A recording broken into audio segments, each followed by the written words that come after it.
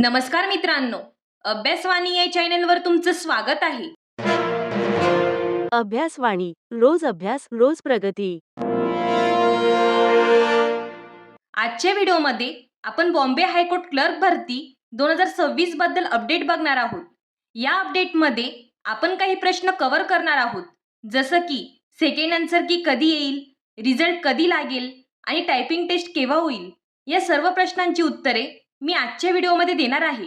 या व्यतिरिक्त अजून तुम्हाला काही डाऊट असतील तर ते तुम्ही मला कमेंट बॉक्समध्ये विचारू शकता आणि जी पण मी माहिती देणार आहे ती ऑथेंटिक देणार आहे.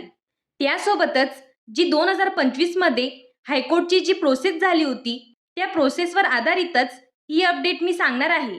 तर चला उशीर न करता आजच्या व्हिडिओला सुरुवात करूया. तर सर्वात पहिला प्रश्न बघूया की सेकंड आन्सर की कधी येईल. तर जी लास्ट टाइम एक्झाम झाली होती ती 10 ऑगस्ट 2025 ला झाली होती आणि त्याच्या 2 दिवसानंतरच म्हणजे 12 ऑगस्ट 2025 ला पहिली आन्सर की आली होती.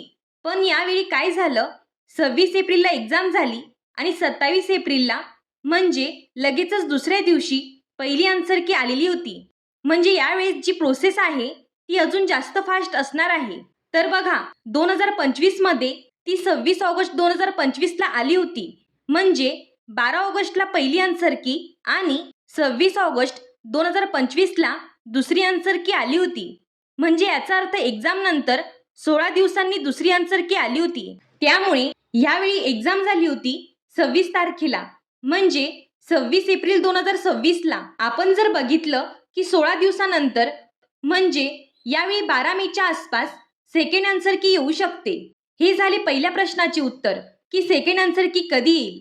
तर 12 मेच्या आसपास. आणि जर त्यांनी अजून प्रोसेस फास्ट केली तर लवकर सुद्धा येऊ शकते. त्यामुळे पहिल्या प्रश्नाचं उत्तर आहे 12 मेच्या आसपास येऊ शकते. आता पुढचा प्रश्न आहे रिझल्ट कधी लागेल. तर बघा मागच्या वेळी रिझल्ट हा 18 सप्टेंबरला लागला होता, म्हणजे जवळपास 20 ते 22 दिवसानंतर रिझल्ट लागलेला होता आणि कट ऑफ हा 64 मार्कांचा होता. आणि यावेळी आपण 12 मेच्या आसपास सेकंड आन्सर कीची डेट दिली आहे. तर त्यात आपण 20 ते 22 दिवस ॲड करून बघितले तर जवळपास 4 ते 5 जूनच्या आसपास रिझल्ट लागण्याची शक्यता आहे. पण यावेळी जास्त विद्यार्थी असल्याने एक आठवडा जास्त सुद्धा वेळ लागू शकतो, म्हणजे 12 जूनच्या जवळपास देखील रिझल्ट लागू शकतो. ते आता त्यांच्यावरती आहे किती वेळ लावतात. तर बघा आता आपण काय बघितलं तर सेकंड आन्सर की 12 मेला आणि रिझल्ट हा 4 ते 5 जून दरम्यान लागेल. यानंतर टायपिंगचं जर बघितलं तर लास्ट टाइम जी टायपिंग टेस्ट झाली होती ती रिझल्ट लागल्यानंतर लगेचच घेण्यात आली होती, म्हणजे रिझल्ट 18 तारखेला लागलेला होता आणि त्याच्या 10 दिवसानंतर लगेचच म्हणजे 28 सप्टेंबरला टायपिंग टेस्ट घेणार होते. पण त्याच दिवशी MPSC राज्यसेवेची एक्झाम होती, त्यामुळे टायपिंग टेस्टची जी एक्झाम होती ती 5 तारखेपर्यंत पुढे ढकलली गेली होती. पण याचा अर्थ काय, तर बघा ते रिझल्ट लागल्यानंतर 10 दिवसाच्या टायपिंग टेस्ट घेतात हे लक्षात ठेवा. आणि टायपिंग टेस्ट शक्यतो रविवारीच घेतली जाते. त्यामुळे यावेळी बघा 4 ते 5 जूनला जर रिझल्ट लागला तर 13 जूनला रविवार येतो.